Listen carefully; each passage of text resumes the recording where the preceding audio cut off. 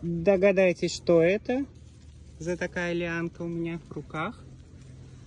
Это дикорастущий непентус, мухоловка, как у нас называют. Вот он начал завязывать кувшинчики, даже цвести, для того, чтобы размножаться. Вот те кувшинчики уже отцвели, смотрите, чтобы видно было. Вот дикорастущий, первый раз вижу, как это все в природе живьем.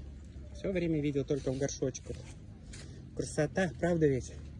Почти путешествие натуралистов по джунглям. А это все рядом с Паттайей.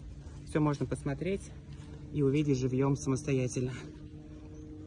А, вот я увидел прям уже сформировавшуюся штучку. Вот он уже видно.